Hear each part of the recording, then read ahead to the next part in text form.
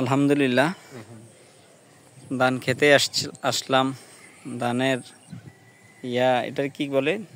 সবুজ না, সবুজ না, মানে ধানের আগা নীলছে আর কি, এটারে বলে ফসল নীলছে। মাত্র চারাটা বের হয়েছে ধানের,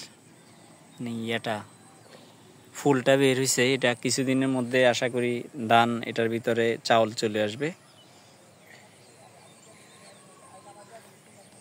নিজের জমিন আসলে দেখতে পারলে খুব ভালো লাগে। ঘরের ফসল দেখা অসুন্নত।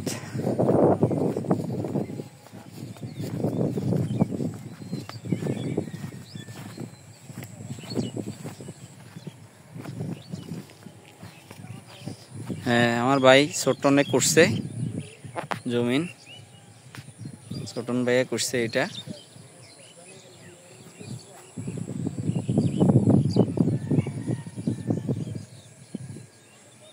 ইসমাইল, ধান কি অবস্থা হয়েছে?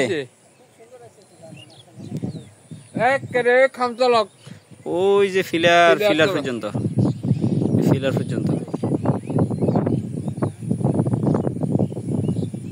এটা হইল গিয়ে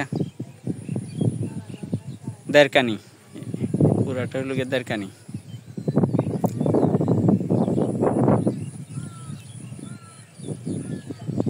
ওখানে একটা ফিলার আছে।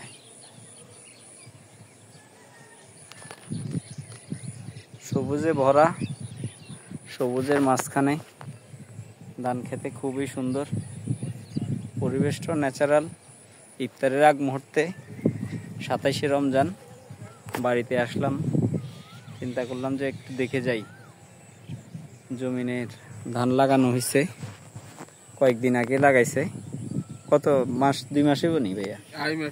আড়াই মাস হবে এটা লাগানো হয়েছে। মাশাআল্লাহ, অনেক সুন্দর হয়েছে। সবাই দোয়া করবেন ফসলটা যাতে ভালো হয়। ফসল ভালো হইলে এখান থেকে আমরা ইনশাআল্লাহ চাউল হবে, চাউল সারা বাংলাদেশেও খাইতে পারবে। আমরা খাইলে আমাদের পরিবারের অনেকেই খাবে। তো এটা দেশও উপকৃত হবে। দেশের যোগানের আমরা কিছুটা ঘাটতি কমাইতেছি। হ্যাঁ, আমরা নিজেরাও কৃষিকাজ করে খাওয়া দাওয়ার ব্যবস্থাটা অন্তত আল্লাহ সুবহানাহু ওয়া তাআলা করে দিচ্ছে, এই আর কি।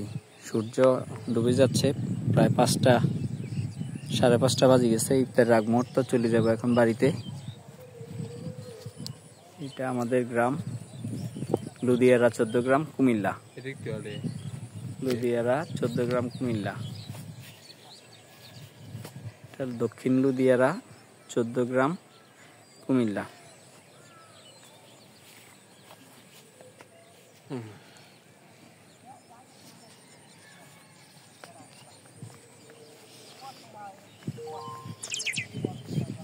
ঠিক আছে, চলেন। মরিচ তো ফাঁকি গেছে, মরিচ না থাক, এখন শোনার দোকানে টাইম নেই। চলেন।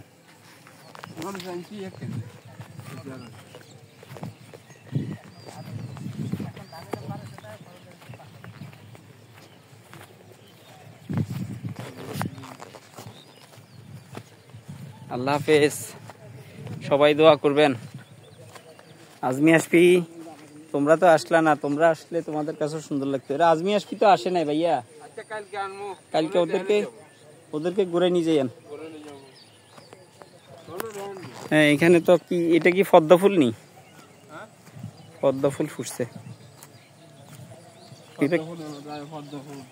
সুন্দর সুন্দর ফুলে তো। এটাই বাদাম নি রে ভাইয়া?